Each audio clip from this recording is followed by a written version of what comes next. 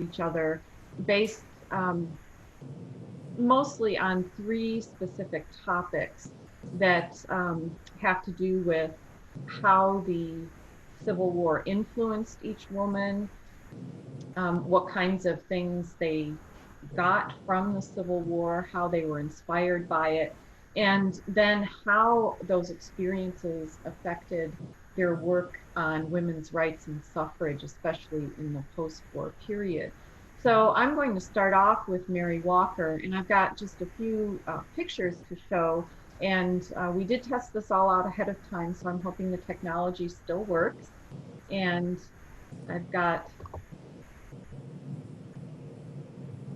a screen that I think comes up. Everybody can see that? Okay. All right. So Mary Edwards Walker, she had a long life. She lived from 1832 to 1919.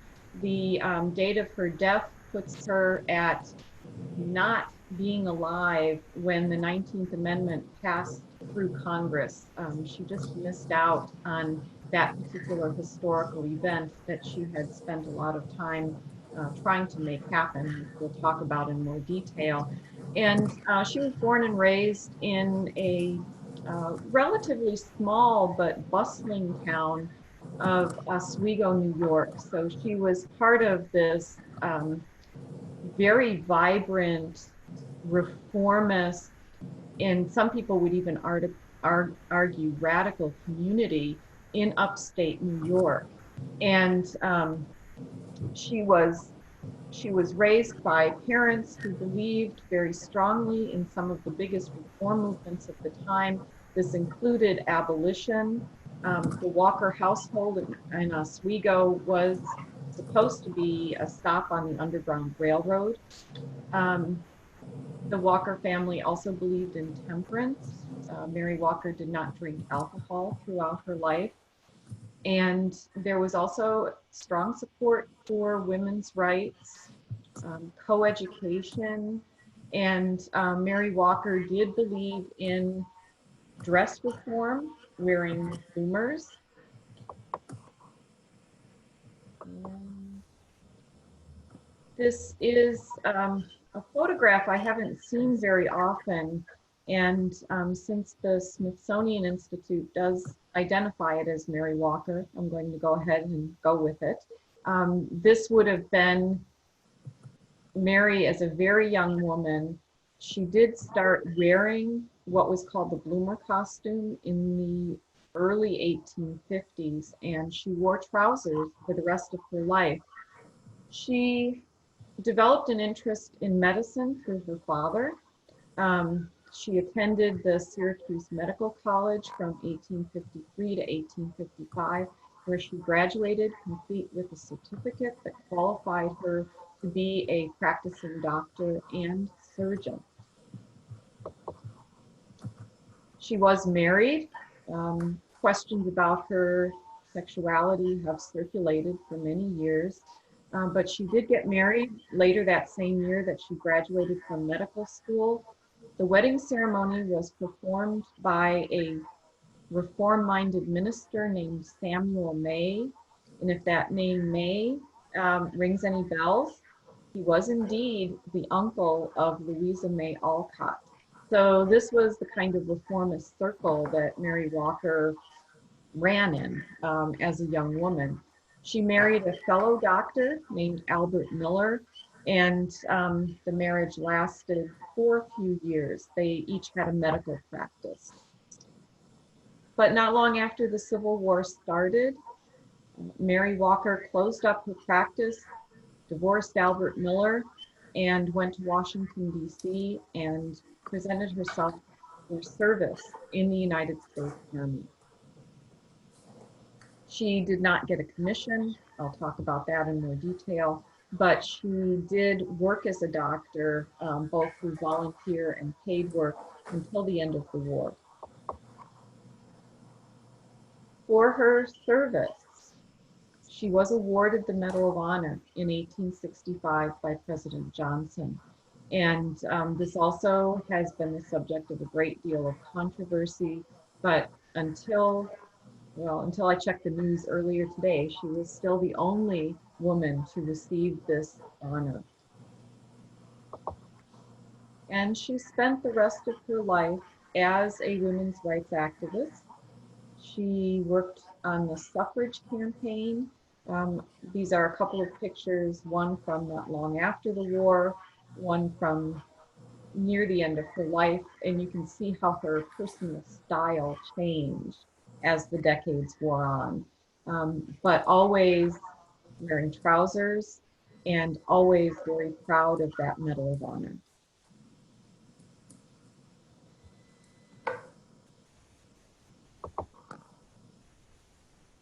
So Kimberly will tell us about Helen Hamilton Gardener. Great. I was so absorbed in those pictures, I forgot. Now it's my turn. Okay, great. Thank you so much, Theresa. So I too am going to share some pictures of Helen Hamilton Gardener, or HHG, as I like to call her, kind of like RBG. Great, that's the right one. There we go. Okay.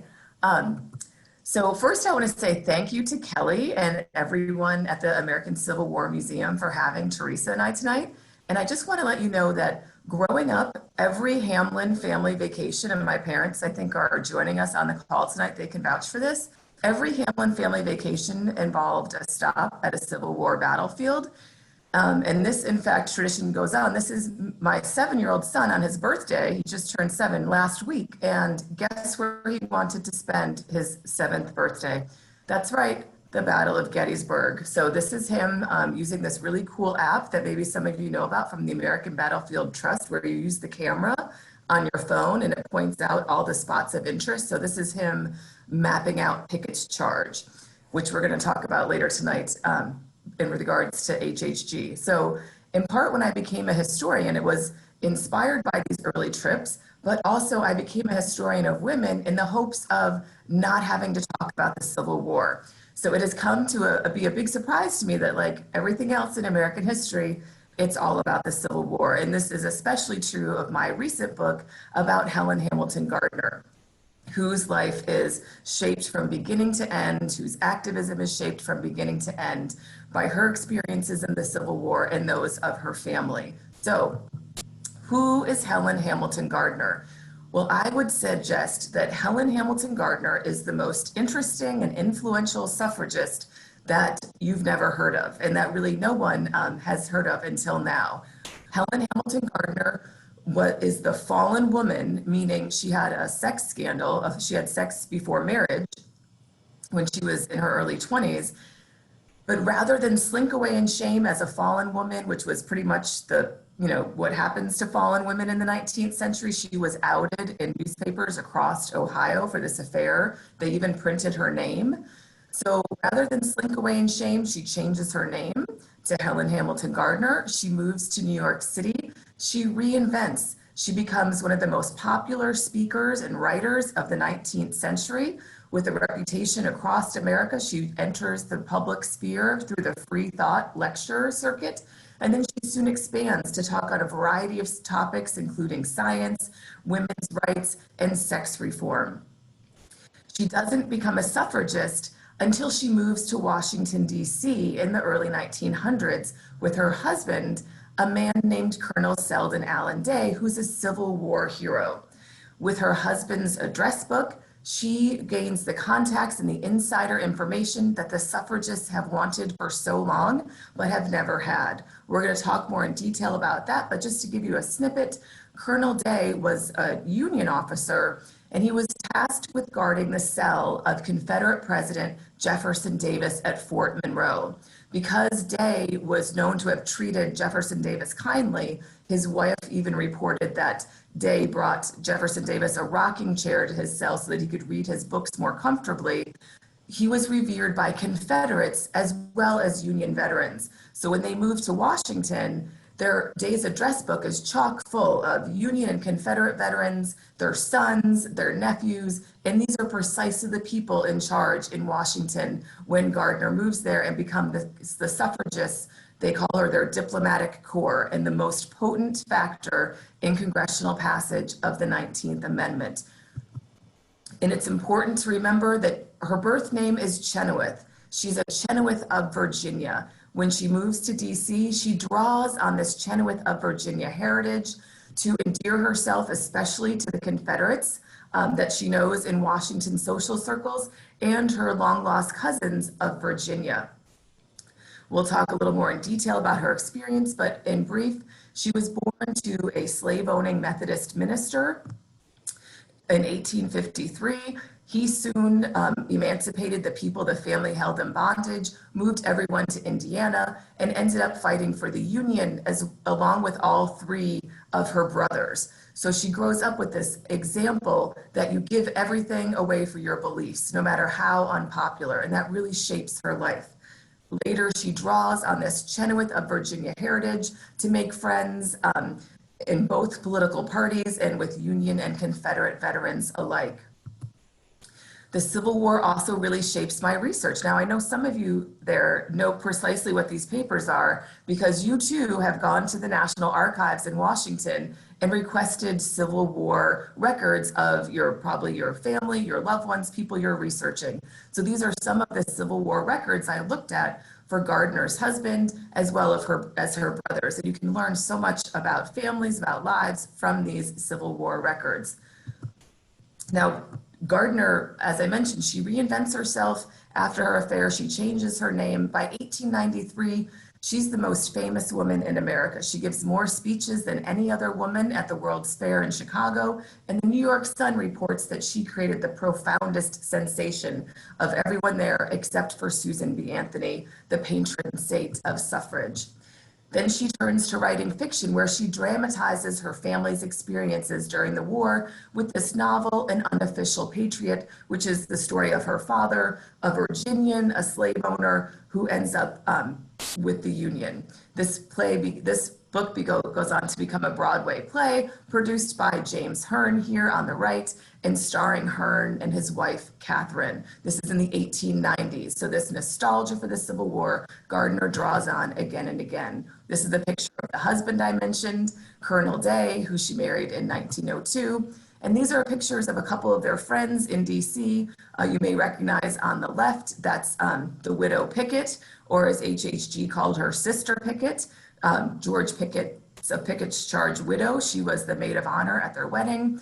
And the man on the right is Charles Hooker, who was a Civil War veteran as well as congressman who introduced Gardner to this guy, John Sharp Williams, who we'll talk more about later when we talk about Gardner's congressional negotiations to get the 19th Amendment through Congress. So I'm gonna stop sharing there. Just wanted to give you some faces to put to the stories that we're gonna talk about tonight. So, as Theresa mentioned, we're gonna have a conversation around a few key themes going back and forth. And the first one is, Theresa, how did the Civil War influence Mary Walker's early life? And to what extent did her reformist parents play a role? I guess I kind of gave you a lot of hints to that in the introduction. And for Mary Walker, since she was born in 1832, it really was like her whole life was kind of preparing for this major national event. Raised in that Walker household, her parents, Alva and Vesta, were probably the best teachers that she could have had. And clearly she absorbed more of those radicalist ideas, even more so than her siblings. She had 4 older sisters and a younger brother, and yet Mary Walker was the only one out of that family that gained any kind of a national reputation. So clearly it was something about that raising and how she internalized all of that teaching. And she really did take all of those reforms to heart. Her parents believed that boys and girls should be raised equally, and this ranged from educational opportunities to work opportunities. Some of that may have been a little bit practical. I mean, with so many girls, and the Walker family owned a farm. So the girls needed to be out in the fields. And so Mary Walker did grow up learning a lot about farming, as much of the field work as the household work. And she considered it to be fair that everybody pitches in and does everything. And for her whole life, she really resisted this notion that women should be prevented from doing anything simply because they were women. She believed as long as they wanted to do it, they were qualified, they should be able to do it. And so this is what drives her further education. She goes off first to a female, what was called a seminary, but maybe kind of a high school level type school. And when she was finished with that, she did 2 years of teaching, like a lot of women in the 19th century did. But she did that to save up money for medical school. And she did manage, and this was a considerable feat in the 1850s, to find a medical school that would accept female students. And the Syracuse Medical College did. She did very well there during her time. She graduated with honors. She did reportedly have at least a couple of romantic relationships while she was there, and she ended up marrying Albert Miller, who by all accounts she was very much in love with. But again, carrying her reform ideas, not only did she ask the Reverend Samuel May to officiate at the wedding, she wore her bloomer costume to the wedding. It was a kind of fancy version. And she also had the word obey omitted from the marriage vows. So it's all very consistent with her beliefs. When she found out that her husband was unfaithful to her, her views on radicalism did not extend to sexual relationships. She wanted a traditional marriage, so she sued him for divorce, which was very unusual. And as soon as that was settled, or at least she thought it was mostly settled, the Civil War had started. She closed up her practice in upstate New York and went to Washington, D.C. So Kimberly, you gave us a little bit of Helen's family background, the Chenoweth family of Virginia. And I was hoping you could expand on that and talk a little bit more about those Southern roots and how that played into perhaps issues of sectionalism, the coming of the war, and what HHG remembered about the war as a child and as a young woman. That's a great question. Thank you so much. So just as Mary Walker is, moving to DC, Helen Hamilton Gardener, who at the time was known as Alice Chenoweth, she's leaving. So HHG is born in 1853, and she was just a baby when her father emancipated the family slaves. They moved to DC for 1 year, and then they moved to Greencastle, Indiana. So Gardner mostly grows up in Greencastle, Indiana, and that's where her father and her brothers enlist there. Her oldest brother, Bernard, had purchased a Free Soil newspaper. He moved first to the Kansas-Missouri border to advocate against the expansion of slavery. Then he enlisted. Her other two brothers joined, and her father, at the personal request of Abraham Lincoln, served as a Union scout in the Shenandoah Valley regions of Virginia, where he had previously been a circuit riding Methodist minister. So he knew the peaks and valleys and trails from his time as many years as a circuit riding Methodist minister. So Gardner's experience of the war as a girl is getting letters about exciting things that happen that she cannot do, right? She talks about sitting at home in silent anxiety, waiting and wondering. But she's especially inspired by her father's example and her brother Bernard, because they're so brave and so bold, right? The father cuts ties, not so much with his family, the Chenoweths, who are more moderate, I think, but with his wife's family, the Peels and Kiesels, sort of founding families around the Harrisonburg area of Virginia. So that's a big rift in the family, like so many Civil War stories, right? Cousin against cousin, brother against in-law. That makes a huge difference on her. And the other thing I'll say, about that, about the Civil War's impact on Gardner, is her family loses everything, right? She moves after her father dies in 1864. Her brothers all are injured or ill as a result of the Civil War. They all die prematurely. She moves to Missouri, so she starts life as like a first family at Chenoweth of Virginia. And by the time she's a teenager, she's living in someone else's farm in Missouri, right? So she hears these stories of grandeur that she never quite firsthand participates in. And so she strikes out on her own. She's the youngest of seven. She doesn't want to get married as a teenager like her older sisters did. So she strikes out on her own, moves to Cincinnati to go to normal school, which is teacher training school. Then she becomes the youngest principal in Ohio at a school in Sandusky, and that's where she has her affair. So the Civil War is kind of what opens up the opportunity for her to be a teacher, what necessitates her getting a job, right? It creates this opportunity, it inspires her to do her own thing. She wants to be a person whose name is in the papers, like her brothers and her father, although she does not want to be a person whose name is in the paper for having an affair, which is how it shakes out for her. She has an affair with an elected official, Charles Smart, who was the commissioner of public schools. So it was a huge scandal across the state. She's run out of town in Sandusky and loses her job. And that's when she takes a pause and reinvents. Well, thank you. Yeah. So back to Mary Walker then, since we're sort of going back and forth in chronology too. Can you talk a little bit more about Mary Walker's Civil War activities, her pension work, how the Civil War and her experiences of it shape her next years and her next priorities in activism? Sure. As I said, she heads to Washington, D.C. after her divorce is settled, and she goes right to the top. She goes to the office of the Secretary of War, Simon Cameron, and she asks for a military commission. She wants to join the Army as a surgeon. She knows that the United States Army needs medical personnel. She's gone to medical school. She's had a practice. She knows what she's doing. And she apparently is very shocked when she's turned down. She just doesn't understand.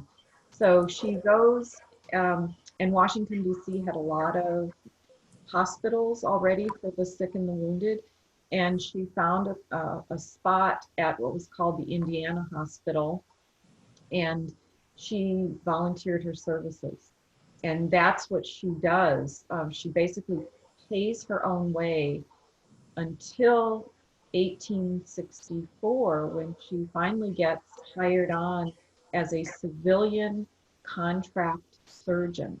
And the transition here is made possible simply because she is so dogged in her pursuit, and she ends up following around the United States Army. She's not a battlefield surgeon. She tends to arrive at hospitals after most of the fighting has stopped. But she makes herself indispensable. And so as she's gathering support from highly placed officers, this is what finally, and it's General George Thomas who makes sure that she gets this paid position with the 52nd Ohio, and she is their surgeon. And it's while she's working there in actually northern Georgia that she's taken prisoner by the Confederacy. She spends some time as a prisoner of war. When she's exchanged, she asks for reassignment. She doesn't stop her service. She goes back to work, and she was still a contract surgeon when the war ended. And her connections with the men that she treated continued into the post-war period.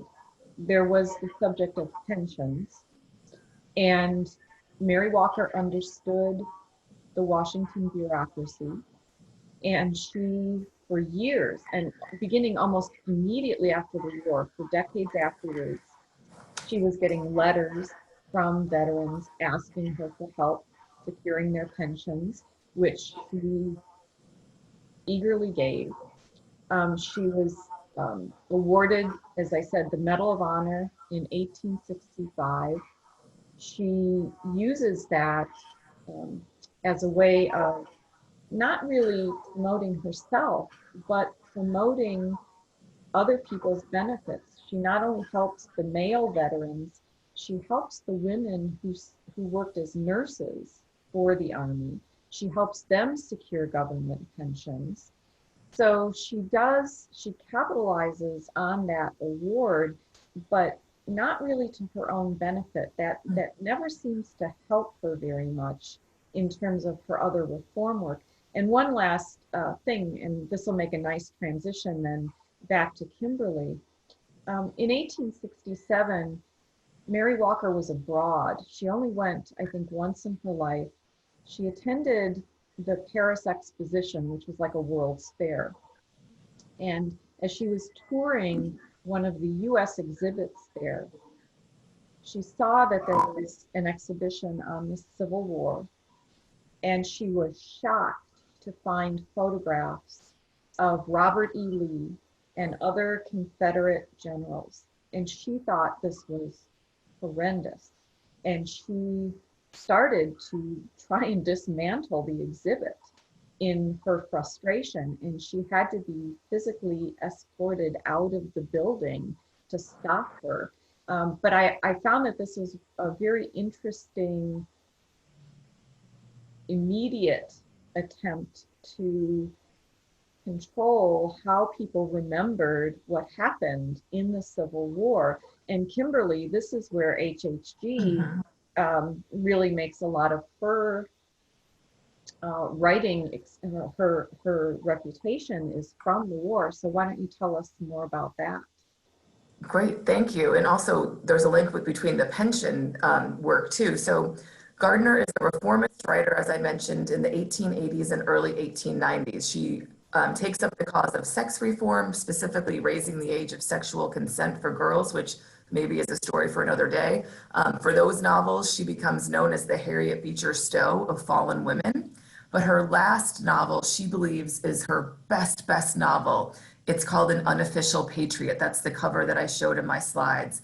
And it's the slightly dramatized version of her father, whom she adores, and what her family experienced during the Civil War. And it goes into multiple editions that's read across the country, reviewed by Confederate veterans and Union veterans alike. She used to boast that both the sons of Lincoln and Lee read it and liked it. I don't know if that's true, but that's what she would say. So she's working to this like sectional unification sort of through her fiction, where she's trying to not say, one side's the good guy, one side's the bad guy, but to present a more unified, nostalgic vision of the war, which so many veterans, including her Union husband, who she later marries in 1902, draw on, right? That's the single defining moment of their life. That's their manhood. So she's too involved in this sectional reconciliation process through her writing. Now, the other thing I wanted to say is how she uses the Civil War and her pension work for suffrage. So I mentioned earlier that she totally draws on her husband's address book to make friends throughout Washington. So that's one aspect of it. That's the personnel, right? She befriends the congressmen, she befriends their wives, and she does it through their Civil War ties. You can see specifically how she uses Day's Civil War service for the cause of suffrage in the teens. So Day, Colonel Selden Day, her husband, had retired as colonel in 1902, but he believed he was wrong, at the wrong rung. He should have been one up. So he's been fighting for so many years to have retired at a different level with a bigger pension. She knows he's getting close to death. So in 1917, she pulls out all the stops to start this lobbying again for Day's promotion. She goes to John Sharp Williams of Mississippi, who was orphaned by the Civil War. He was too young to have fought, but nevertheless, his whole life obviously is shaped by it, having been orphaned. And she starts with him, and then she goes from there to various senators to try to get Day's bill passed, his promotion bill, his pension bill. And she lobbies and lobbies and writes, and in doing so, she's presenting herself not as another pesky suffragist who's always ringing their doorbell, right? She already is the vice president of Nassau, working every day for the federal amendment, but she endears herself to these congressmen who she a few months later will go to for their votes by reminding them, oh, I too have suffered, because of the war. Look at my husband, this great Union hero who also the Confederates liked because he was so kind to Jefferson Davis. Please do the right thing by my husband. And then also, I know you're going to like me because I'm this nice wife, right? So those Civil War ties really endear her to congressmen who she soon lobbies to get the 19th Amendment through. And then she really doubles down on her Chenoweth of Virginia heritage to befriend Woodrow Wilson. So Gardner is the suffragist who gets Woodrow Wilson on board with the federal amendment. She becomes a welcome daily presence at the White House from 1916 through 1920. Before the 19th Amendment is ratified, Wilson appoints Gardner, among all other women and every other suffragist who's ever contacted him, to the U.S. Civil Service Commission. This makes her the highest ranking woman in federal government and a national symbol of what it means finally for women to be citizens. Why does he like Gardner so much? In part, it's because they were born just a few miles apart, a few years apart in Virginia, and she endears herself to him in that way with this sort of nostalgic Chenoweth of Virginia business. Yeah, that's really fascinating because the last thing we wanted to talk about to kind of wrap this up is just carry this suffrage theme through a little bit more. And Mary Walker had kind of the opposite experience. She did spend a lot of time in Washington after the war. She split her time between Washington and New York. And she did get a lot of public criticism for her suffrage activism, despite the fact that she was a Medal of Honor winner. That did not seem to stop the attacks on her, although privately she did get a lot of letters still in support of her, but not people who were willing to really stick up for her publicly. And in the years after the Civil War, especially when she returned from Europe in 1867, she does get involved with the suffrage campaign, and she has an eye toward being a leader of the movement. She does not just see herself as one of many. She sees herself as having leadership potential. And this is what puts her almost immediately in conflict with the other more established leaders, Elizabeth Cady Stanton, Susan B. Anthony. They both knew Mary Walker. They both met her several times, and neither one of them really liked her very much. They did take concerted effort to keep her out of the official history of the women's suffrage movement. And their quarrels with her, I think, came down to disputes over tactics and ideology, and the fact that Walker was not willing to defer to them. And just to give you an example, in 1898, when she was almost within the last decade of her life, she attended a meeting of the National American Woman Suffrage Association, and she got up publicly and she accused Susan B. Anthony of actually dragging out the suffrage movement so that she had something to do, that she had a job that gave her prestige and money. And after that meeting, the NAUSA returned Mary Walker's dues, and this was a sign that they just did not want her to show up there anymore.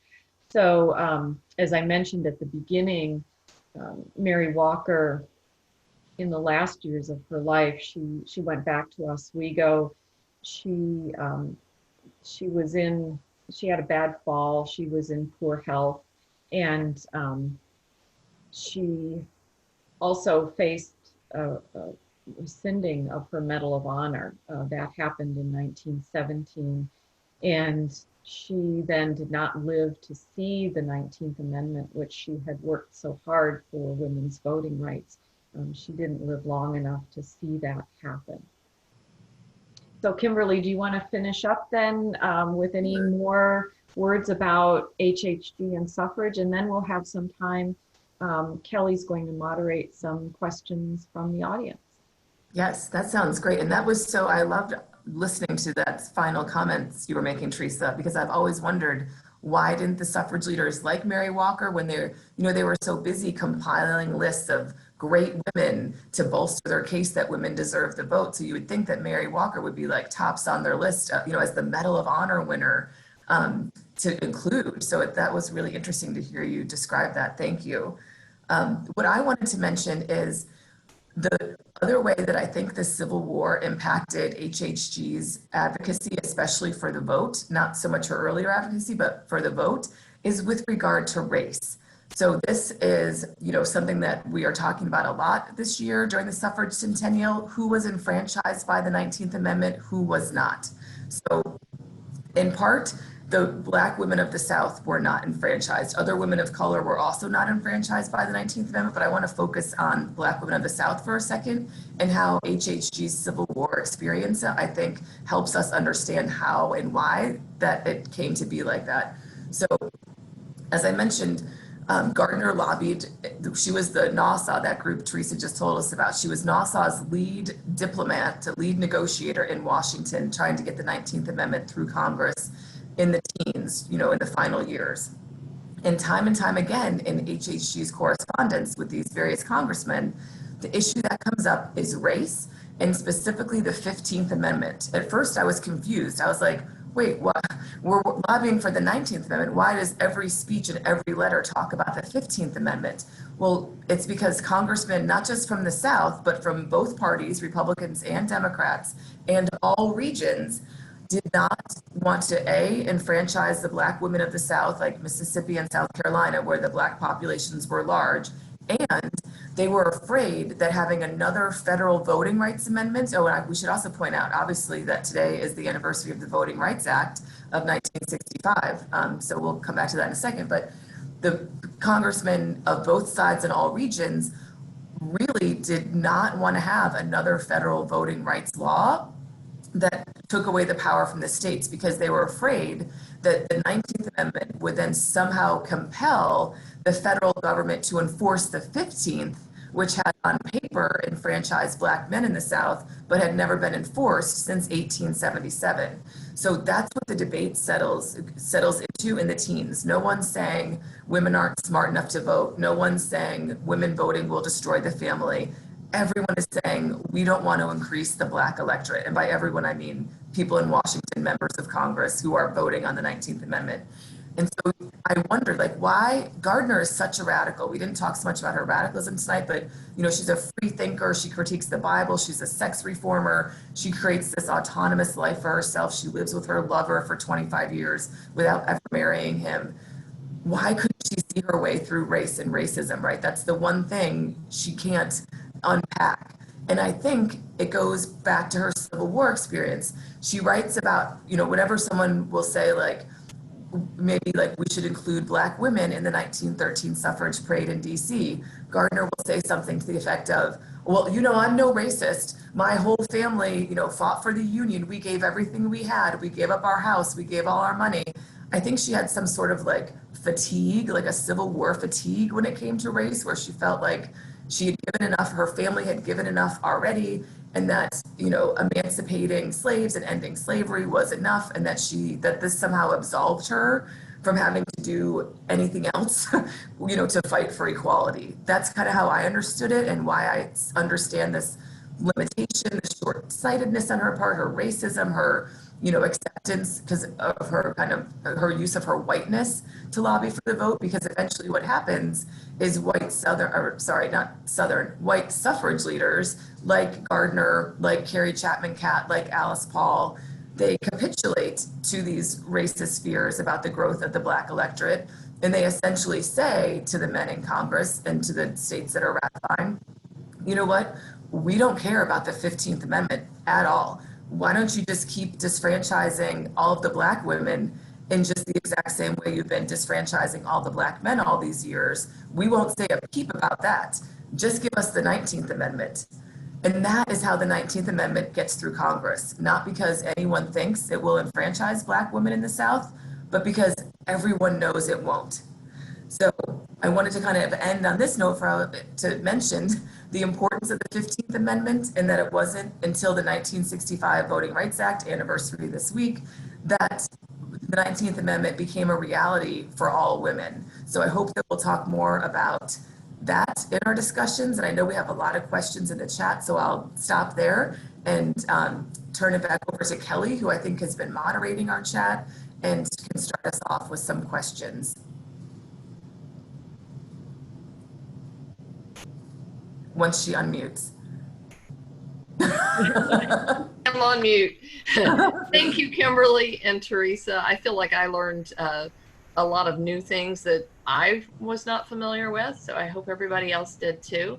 And we do have some questions that have come in through chat, and if you have questions, go ahead and continue to put those into the chat feature. And the first question has to do with Mary Walker's sexuality, and just wondering if she may have been homosexual or at least homoerotic, have homoerotic tendencies.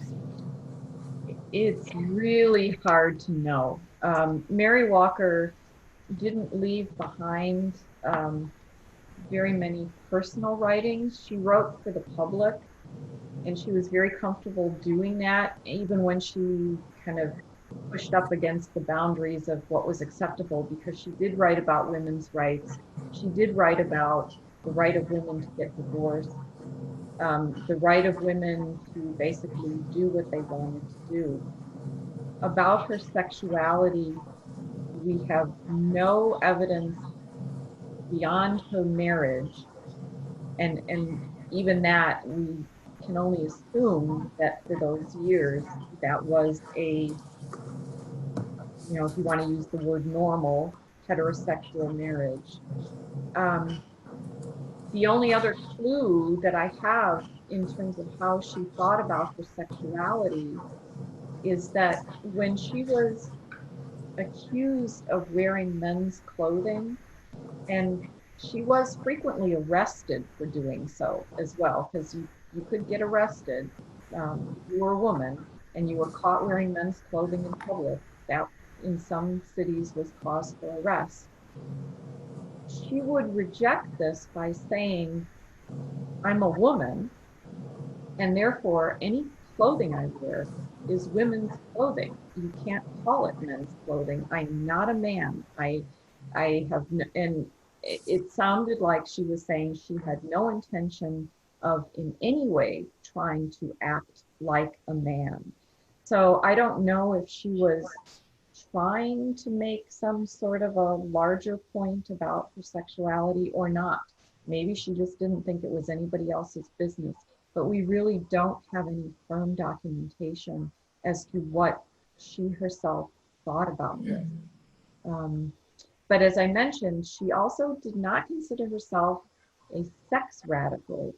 When she found out her husband was unfaithful, this hurt her.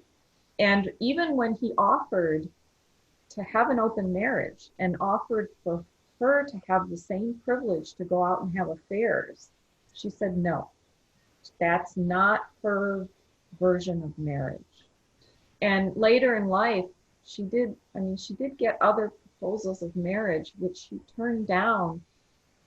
But even then, she only turned them down by saying she was more worried. She didn't hint at anything sexually, but just by saying she was worried she would lose herself as a person if she got married. And a lot of women felt that way in the 19th century, especially a lot of women's rights activists.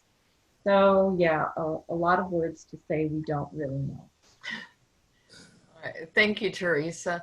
And Kimberly, I think this one is for you. Someone was asking, was the bundle of document tied up in the original, what was the bundle of documents tied up in the original red tape? So those documents I was showing, because I thought some of you might recognize them from your own Civil War research. So if you go to the National Archives, you can request the Civil War service records of people who have served. So those are the Civil War records of Gardner's husband, Colonel Selden Allen Day. I also looked at the combined service records for her brothers. So there are these teeny you have to unfold them. There are packets of paper that show where every transfer, every illness, every complaint.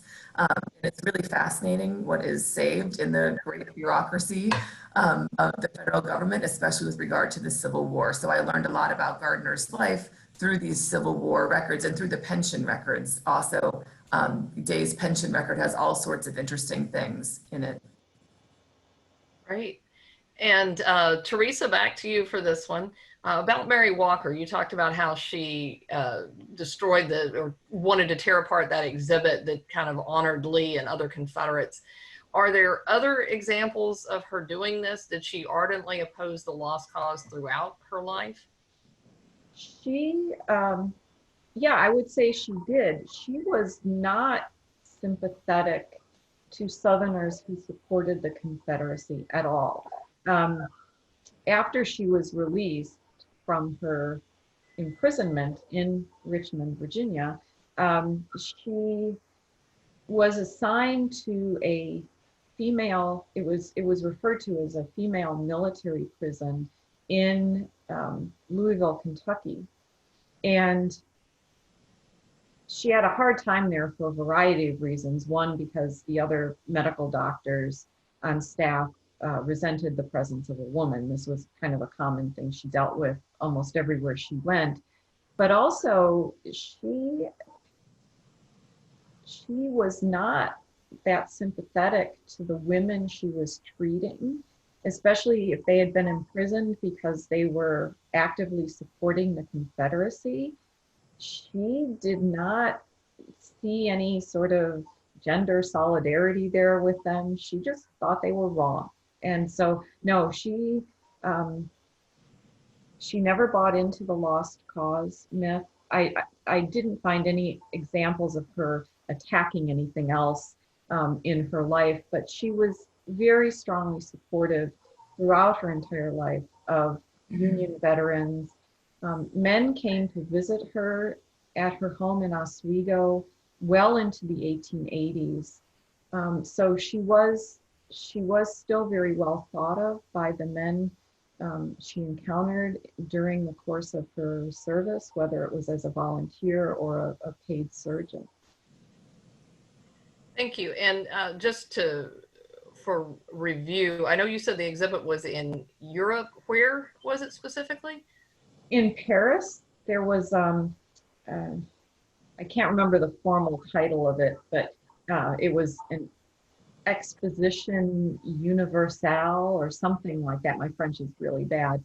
But it was designed, we would call it a World's Fair in the 20th century. So it was one of those things where countries from across the globe set up exhibits on a variety of things. And the United States had several exhibits there. And one of them happened to focus, at least one of them, on the Civil War. And that's where she saw the pictures of Lee and other Confederate generals. And she thought that the little cards that were up explaining the exhibits, she thought that they were too sympathetic to these men, and she was just outraged, and she started tearing them down. And that's when she was forcibly ejected from the exhibit. And we'll go back to you, Kimberly. Yeah. There's a question, wasn't there a Black women's suffrage movement? And what did they say about the white suffragists abandoning them to get the 19th Amendment enacted? Yes, very much. So I'm so glad for this question. And there was another question I scrolled back up through the list that I'm going to maybe start with, and that was about the Grimkes and also the women in the South. So to give you the full answer to this question, yes, the women's rights movement began in Abolition. So very much there were always from the beginning Black women suffragists. And the group, the Universal Suffrage Coalition, which consisted originally of women's rights activists and abolitionists, One for All for One, collapses and disbands after the Civil War over debates about the 15th Amendment. So that's when we see the breakdown of this All for One, One for All Universal Suffrage Coalition, because the 15th Amendment, at least on paper, and at least at first for a few years, enfranchises Black men, but it says nothing about women. So Elizabeth Cady Stanton, Susan B. Anthony, and their cohort separate from what was called the Equal Suffrage Association to form their own group, the National Women's Suffrage Association, which later becomes NASA. So after this breakdown of the coalition, Black women suffragists are not as much involved in the groups that have the word suffrage in them. So we need to expand the suffrage archive if we want to understand Black women's contributions. So the NASA had a few Black members in the North, but mostly NASA, the National American Women's Suffrage Association, was a federated group, meaning local chapters report to state, report to federal. So there's chapters throughout the country, but they're mostly segregated. Mostly Black women are not allowed to join. Occasionally at the annual meetings, a Black woman like Mary Church Terrell, who we're going to talk more about in one second, will be invited to give us talk. And she'll usually say something like, hey, white suffrage ladies, like, you know, you're totally ignoring Black women and this is what's going on for us. And they say, oh, thank you, Mary Church Terrell.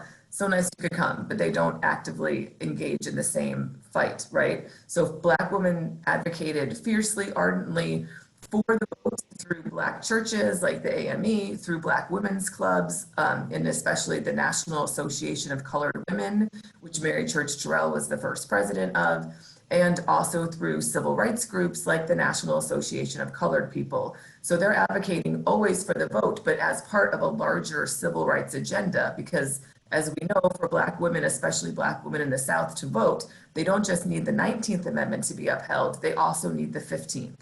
So yes, there was a huge, impactful Black women's suffrage movement, but it was not, doesn't often have the word suffrage in it. They weren't part of the National Women's Party or NASA because those white-led groups were more or less segregated. And now the second part of that question is, what did they say when the white suffragists abandoned them? Well, Mary Church Terrell and other Black leaders went. So NASA becomes the League of Women Voters in 1920, and the National Women's Party, led by Alice Paul, stays the National Women's Party.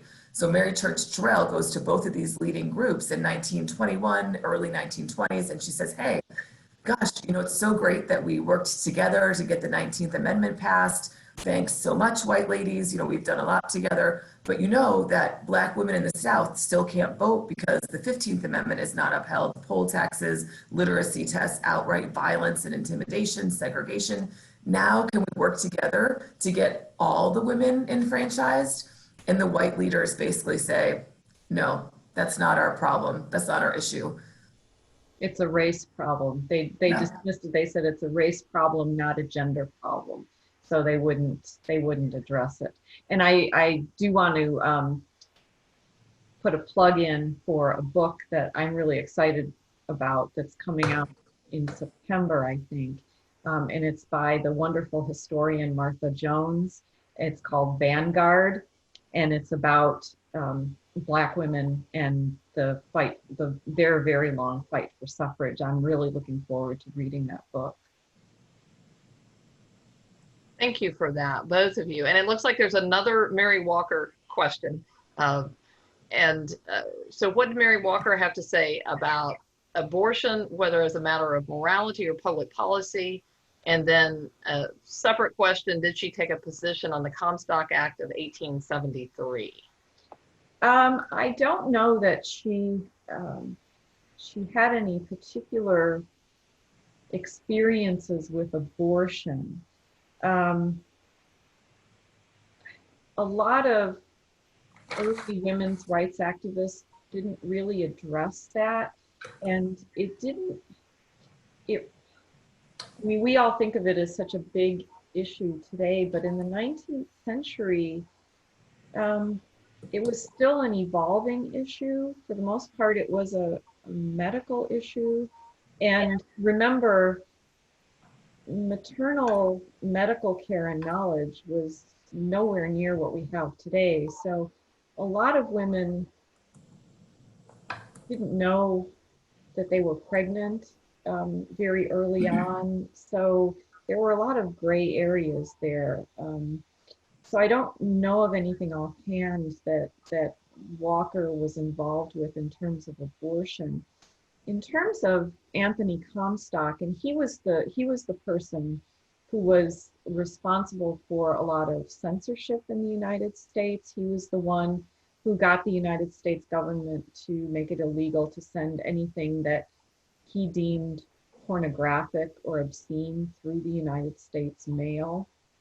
And Walker did have a little bit of a brush with this in the 1870s when she was publishing some of her writings on women's rights, because she did talk about some sexuality issues. She did talk about marriage and divorce, and she was worried for a time that the Comstock laws might be used against her and as a way to silence her, but that didn't end up happening. All right. And Kimberly, did you want to add anything? Well, I would say, in my experience with regard to researching HHG, the sexual double standard was the primary motivating factor in her life. So after she gets outed for her affair, she wonders why women are held to such different standards when it comes to sex than men. Why is she outed, forced from her job, leaves the city while her lover carries on just the same, right? So she starts with this sexual double standard, and then she starts writing about things like the age of consent. So in 1890, the age of consent for girls was 12 or younger in 38 states. In Delaware, it was 7. And she says, in what universe, are male legislators passing laws that let grown men have sex with 10-year-old girls and say it was consensual? So that's her main impetus to enter public life, is to draw public attention to the sexual double standard. She does that in the free thought lecture circuit, because free thinkers at this time, meaning atheists or agnostics, are pretty much the only ones writing and talking openly about sex reform, marriage, and divorce. And this is in large part because, like the questioner asked, the Comstock laws. So Gardner, speaks out against the Comstock laws, and she never really gets in trouble for violating them, but she comes close. And that's why she ultimately turns to fiction to write about the plight of fallen women, and to write about the age of consent, what it's like for women who are sexually abused, who are coerced into sex at an early age. She uses fiction so as to not run up against the Comstock laws. And so her life's goal, she says, was not so much the vote, but to convince the world that women are self-respecting, self-directing human units with brains and bodies, she says, that are sacredly their own. Thank you for that. And we've got 2 questions left, so I think I'll just go to those, even though we're a little bit over time. But back to you, Theresa, or well, actually, you could both maybe address this. Were there other women doctors who served on either side during the Civil War? But maybe before that, I know why I was going to you, Theresa. Somebody was really curious about this exposition. Do you know the year of that exposition in Paris? It was 1867. I think it debuted in April. It opened in April, and Mary Walker got there sometime that summer. She had actually gone overseas to attend a social science conference in England, and she spent some time touring English hospitals. And then, she was paying her way through giving public talks there. And she did draw quite large crowds to give lectures on what it was like to be a Civil War surgeon. And she then went over to Paris, and she spent a little time there. I think she gave some talks there as well. So that would have been in the summer of 1867. And in terms of other female medical personnel, Mary Walker certainly wasn't the only female doctor, and they were still very rare. Elizabeth Blackwell is probably the most well-known. She did try to organize, and she did for a while. She was the first out of the gate to start organizing women as nurses, and that whole effort, of course, was quickly subsumed by the male leadership of the United States Sanitary Commission, which went on to do, of course, great work during the Civil War. but also strongly supported by women who were a lot of their regional managers. So I think Walker's importance is not that she was the only woman to do medical work, even as a doctor, but probably more in the specifics of her experiences. All right. Well, thank you both so very much. This has been an excellent program. I do have one thing, if I could just jump in, Sure. just before we say goodbye. I think if Tina Dwyer is still on here, she is the producer of a one-woman play about Mary Walker. So if any of you are ever on Facebook and you see a page for a play called Independence, I think they may be on hiatus because of COVID, but it's a wonderful opportunity to see Mary Walker brought to life. I don't know, Kimberly, if HHG has any ambitions for the stage screen yet. Sorry. Well, maybe someday. Yeah. But anyway, thank you to everybody for being here tonight. Yes, thank you all for being here. Thank you, Kimberly and Theresa. And if you want to buy their books, we have them. I'm told that we have them with the shop, and we'll make sure that they get signed by the authors. So, and I'm reachable by email if anybody would like to follow up with questions. If they want to get in touch with Kelly, she has my permission to share my email. I'm also all over social media, and I think that's where well, besides Kimberly's book, that's where I've met Kimberly as well. That's where I've seen about the American Civil War Museum. So I am very much available online. If anybody has follow-up questions, I'm more than happy to engage. Me too. Thank you. And thank you, Kelly, so much. You run a wonderful program, and it's been a real honor to work with you and to participate in an event sponsored by the American Civil War Museum. I can't wait to come in person one day when we can travel and go places again. And thank you so much to everyone for coming and for your great questions. Thank you. Thanks, everybody. Thank you all. Everyone have a good night. And boy, it's gotten dark because of the cloudy skies. So good night, everyone. Thank you all so much. And join us for upcoming programs.